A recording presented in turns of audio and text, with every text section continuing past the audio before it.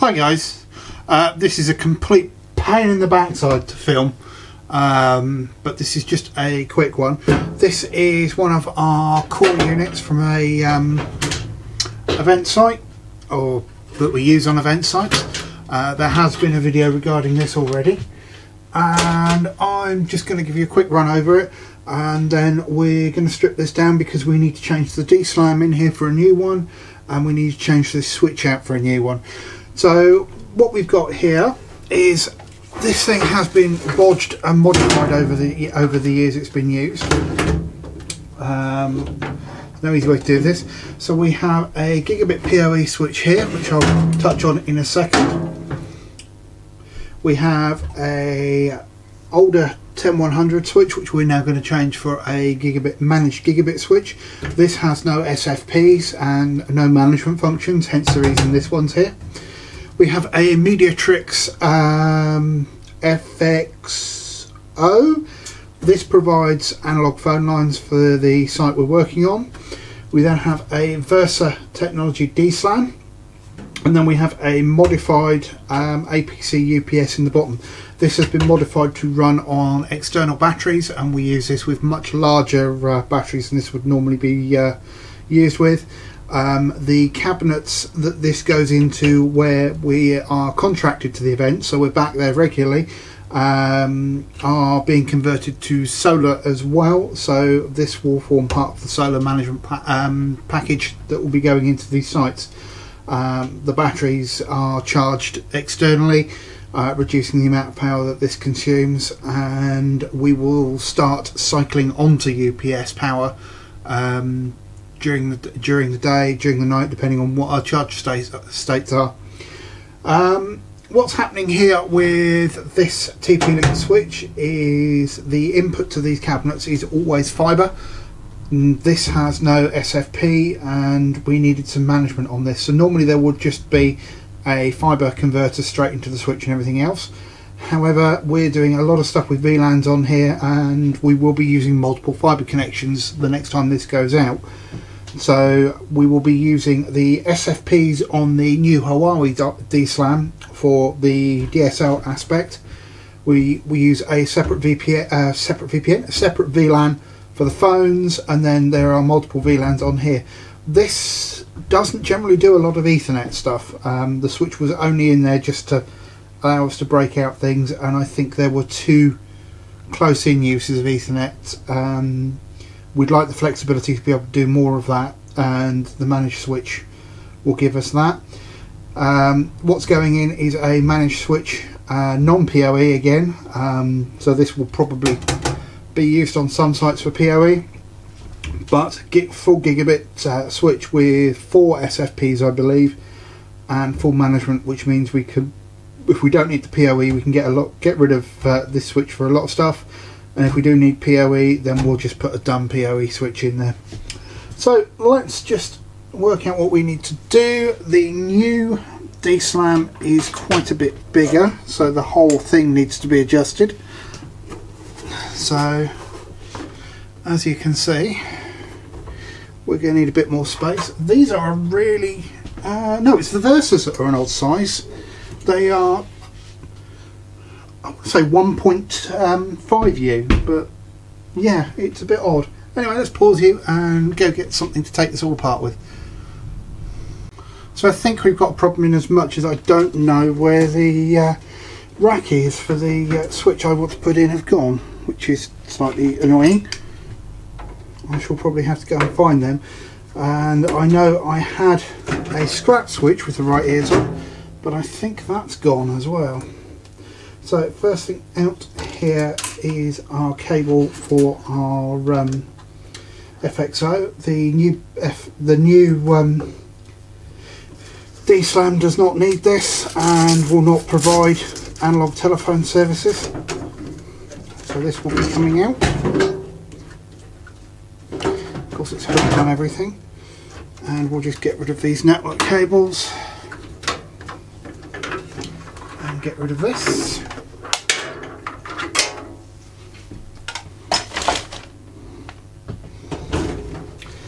Cable can come out of there, and that switch out.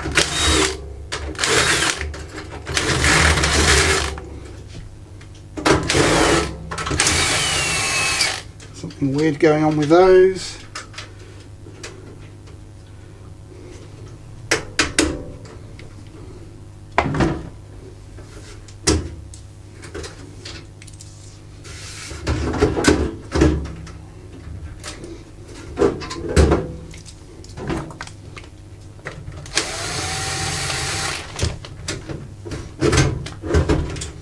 Appears that there weren't cage nuts in those. So there's the switch. That is just an old New Link one, there's nothing special about that. And I don't think we can nick the rack ears off of it. Right, cable tidy next. So there's actually going to be quite a bit of length in this rack.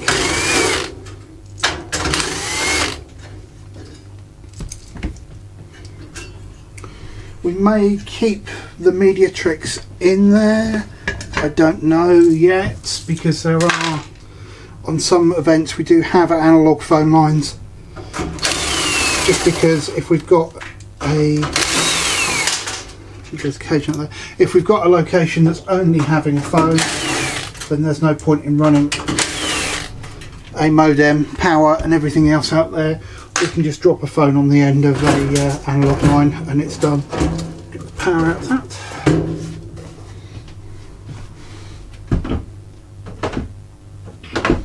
Try and get everything stood so it's not going to collapse. Right, out with the Versa.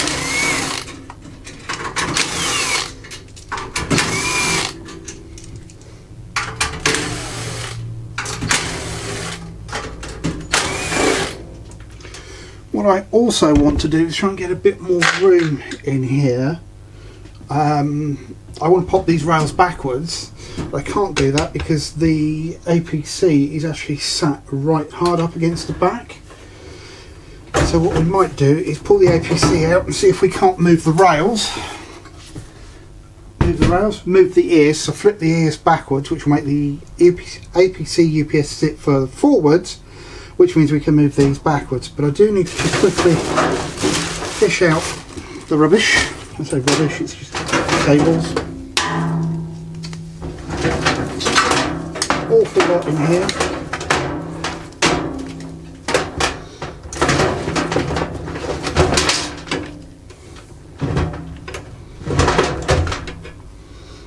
Okay, that's a mains cable, that's a 12 volt cable for something.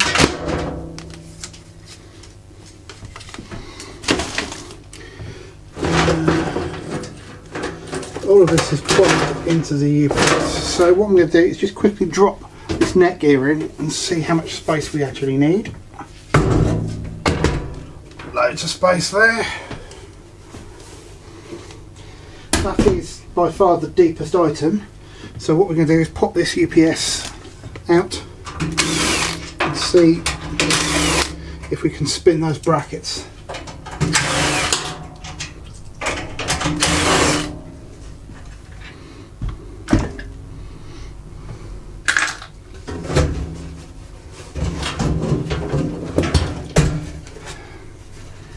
And I believe we probably can. This is not easy at this angle.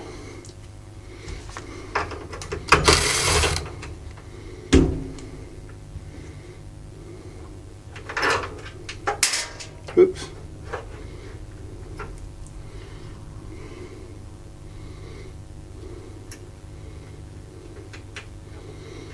So what this will do is make the UPS sit further forward,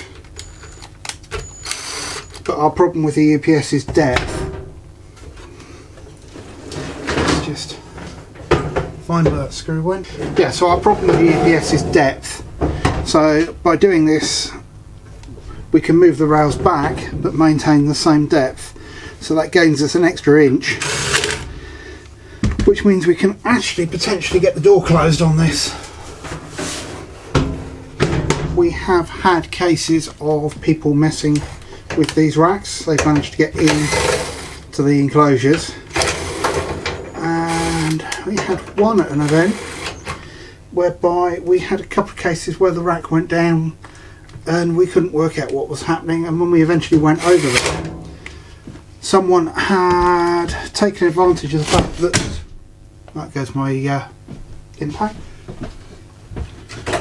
Someone had taken advantage of the fact that we'd left it open while we were working and plugged their caravan in. Right, I need to go and get the multi-head screwdriver so we can drop these rails back. Right, a little bit more difficult to get into there than I thought, so we'll do it the old-fashioned way. The screwdriver on one end,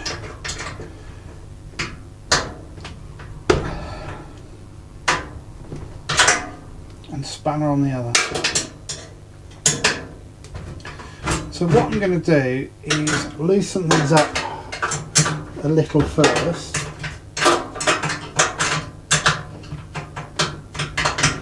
Come on, like that. We'll chuck the UPS back in and then adjust everything to fit the UPS. As you can see, we've got a big, there's a big DC power connector on there as well, which I may remove just to get me a little bit more room on the back. So same again, screwdriver in top, and just crank them there. We don't want them too loose. So what I want to do is get these rails as far back as I can to make sure that I've got enough space for everything else. So let's drop our UPS back in. That one feels like it's in about the right place, and we'll just spin a cage nut into each. You know what, I don't think that's back far enough. It's stopping us.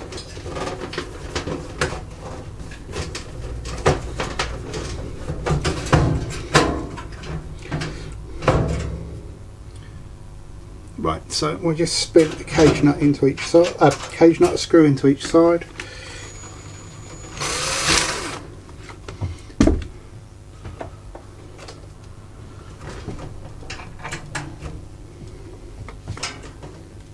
And that pulls our rails forward to about where we want them, and then I will give a little bit of extra space underneath on either side. Now if we can spin these up without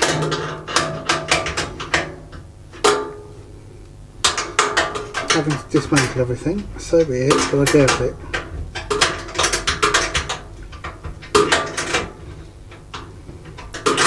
I don't think we can. So what we'll do is we'll go get a caliper. So we'll go from, can't really see where I am, I'm going to go from the top of where the rail mounts to the rail, and that gives us a reference, and we can adjust all of these now to that same reference.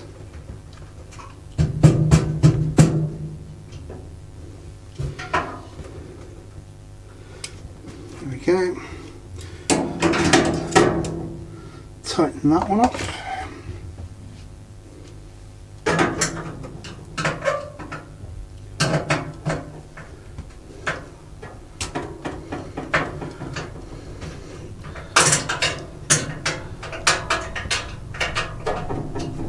It's nothing like making these jobs easy for yourself.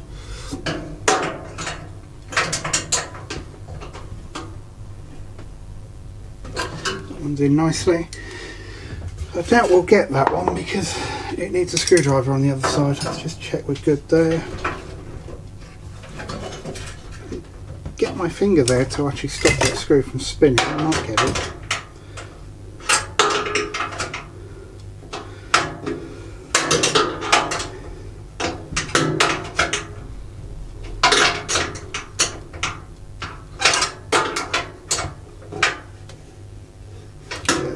That won't move, and I can tighten it up. I should really have warned anyone watching on headphones already, shouldn't I?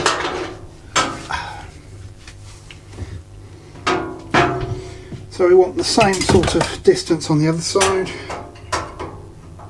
Set that again.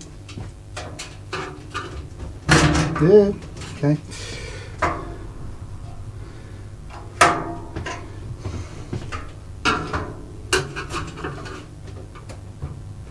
I've come across a few cases where people don't know that you can actually adjust this on most racks.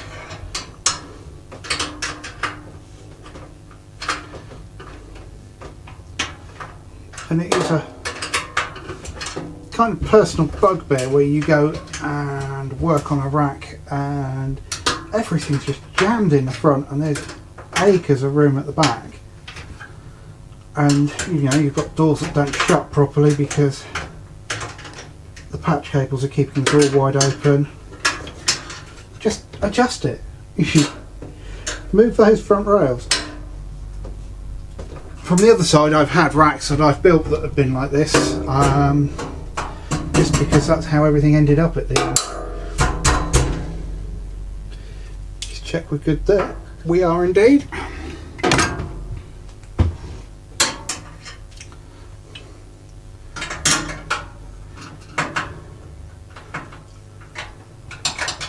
Damn.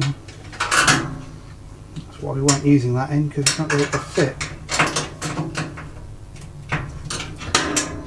Right, you can't see down, but there, well, you can see down. There's a ton of mains cables in there. We're just going to buzz these bolts back into the UPS. We don't want these in super tight, not in that you have a habit of ripping cage nuts out if you round them up too tight. Cool, that's in. So the next one in is going to be our DSLAM. We are going to need to move these cage nuts, so we'll take these all out so we can put them back in the right place.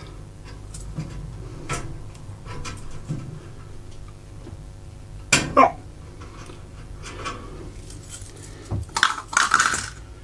Most people that do any kind of work on large industrial scale IT absolutely hate these damn things. There are proper tools you can get for them.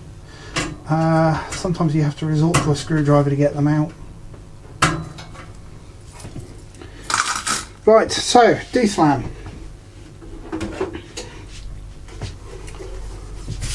We have no connections on the rear of this. I'd rather it went in the right way up.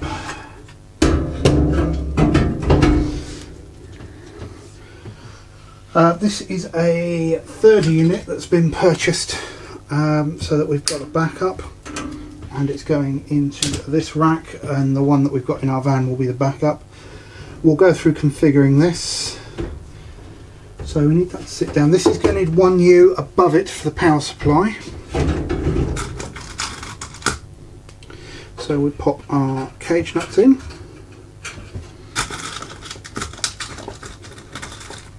The fact that I can do the cage nuts by hand doesn't mean they're particularly good ones. In fact, they're particularly garbage ones. We've had these snap before, but once they're in, they're clamped in, so that's good. Right, so we want there.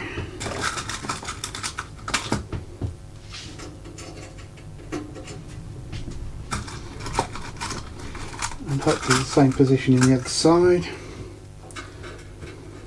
This is a Huawei Smart AX MA5116. This is the standard DSLAM that we use now.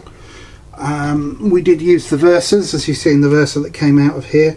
However, we found that they feel, I can't actually prove it, but they feel like they're playing very fast and loose with the VDSL specs. This could simply be because they're designed for use in buildings. They're not necessarily designed for use outdoors, and you know, no one normally does 3 or 4 kilometre long cable in a building. I don't know, I can't prove it, that is what it felt like. So no offence to Versa, who actually were quite good in supporting us with them.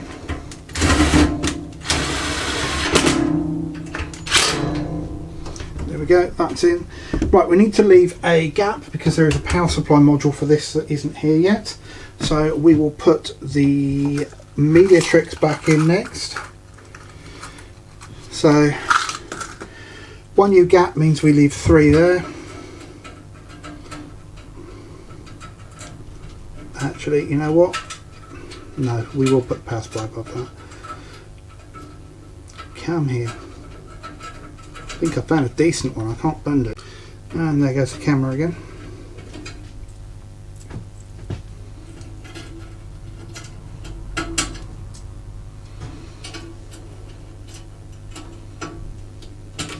The other reason for building this rack is event season for us this year is going to be very busy, and we've got one of these built. Oops, back in a second. We've got one of these built into one of our vans, and we are planning on either building another van or a trailer to carry a second unit. Now, as I said, on the larger events where we're under contract, the infrastructure stays behind, so we just take things like this that belong to us away. For example, Great Dorset Steam Fair, this rack will just be thrown into a cabinet, wired up, and then that's it. That's what we have to do, and this setup makes it all quite nice and quick to get everything sorted. Some events we don't have any infrastructure, or there was no point. Lockswood Joust is one that springs to mind, and what we'll do is this will go in a trailer or another small van, and it'll live there. And for situations where we've got events back to back, which happens and can be quite annoying, bear with me. As I was saying, for situations where we've got events back to back, it's easier to just pull away a van. Just checking this cage nut fits. Pull away with the van, unplug, and off we go. Right, this will be for our analog phone lines from the Mediatrix. As I say, we're no longer doing this via the DSLAM, which is the way the Versas do it. If I grab the Versa, you'll see that you've got an in and an out there. The Huawei, we mix the DSL signal onto the line as we need it. It's a pain. I'd rather have the combiners built into the DSLAM, but most telco providers appear to do it this way, and that means that actually getting the cables to do this are not quite as easy as I'd like them to be. So we go, that's got a broken lug in. Can I get that one out?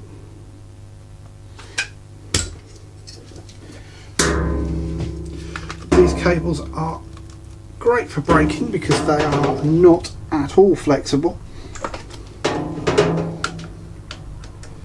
So we need to back that out a bit. We sit in and click in.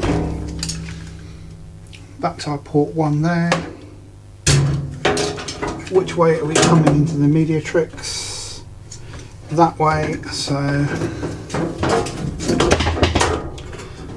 I don't have an awful lot of space here, and everything is just getting launched at the moment. That's my screwdriver. So that goes in there. Big 50-way telco connector. You may notice that the Huawei's use a much larger connector. And you should be able to just put that in there like that.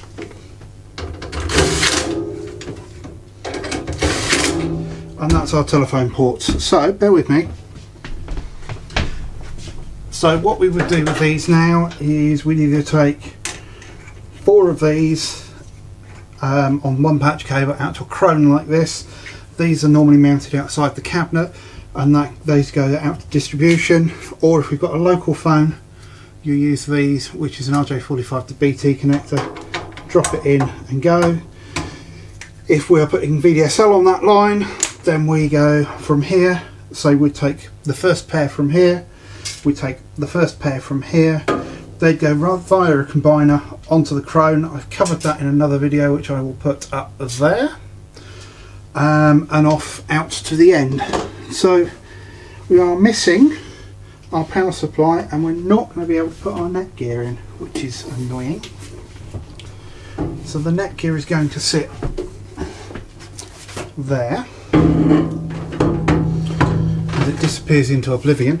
And as you can see, this is a gigabit switch, and we have 4 SFPs. Yes, this is an older switch. A couple of people have picked up on the fact that we're using older gear in these. This is brand new, but this, the UPS, the switch and other infrastructure stuff isn't necessarily new, and there's a good reason for that, which is this stuff does not get treated well. You know, a good PoE capable 48 port switch with management, you're generally looking about £400 for the switch, and that's gone. These, we do get equipment nicked, we've had equipment flooded, and you know, there is enough money in this rack already. I mean, you're looking at about £1,500 here straight away on this DSLAM. So we've thrown in a £400 switch, that's £2,000, brand new. These are hard to get, but they are available brand new.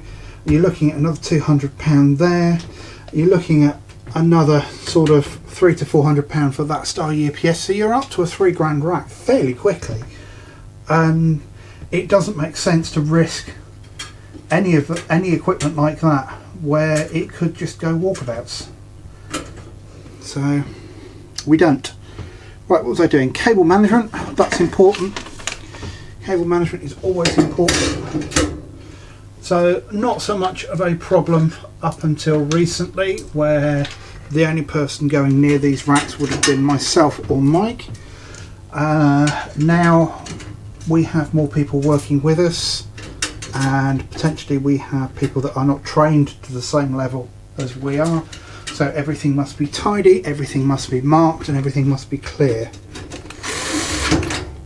Hence, cable tidy. And our rack will sit at the top.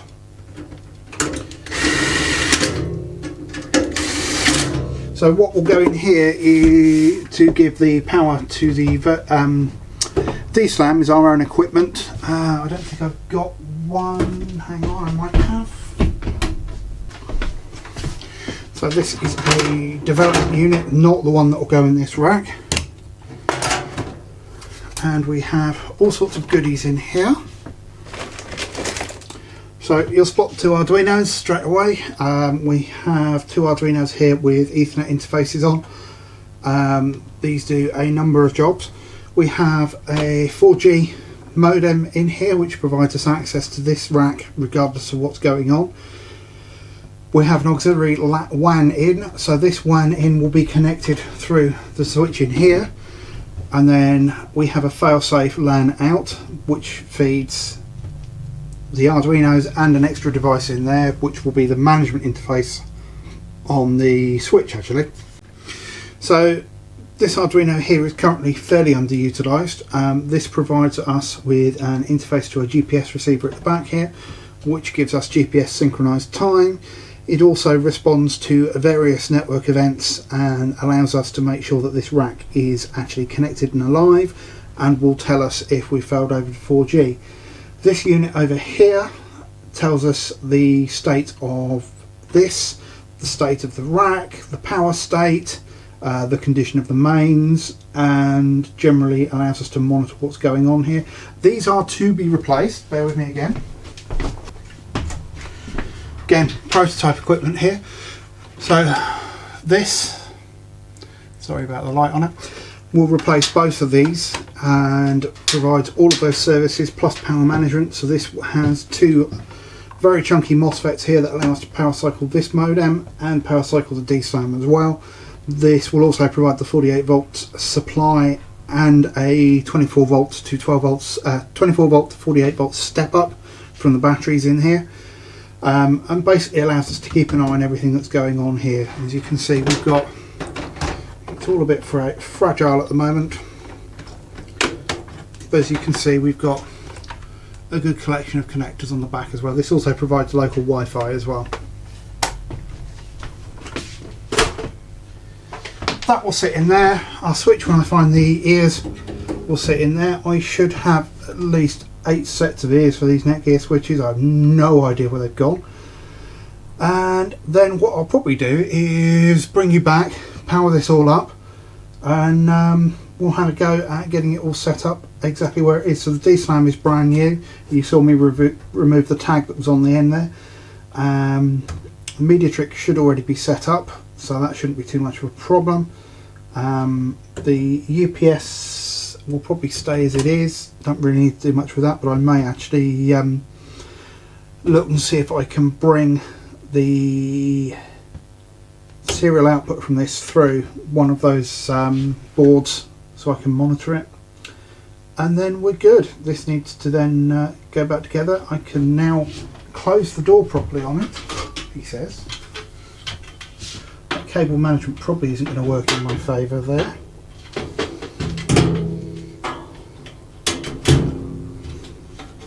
Let's just put this on. Yeah, so the cable management is still going to be very much in the way, so I might omit that. Or at the very least, I could spin it upside down and just take these off. This one's actually metal, they're normally plastic. And that means I can... Okay, I have a lock that doesn't work with the fields. There we go. It means I can lock this and it reduces the temptation of people to play with it. Anyway, there you go. That's how one of these racks goes together, and there's what's in it. And as I say, we'll probably do another video on configuring it. Take care.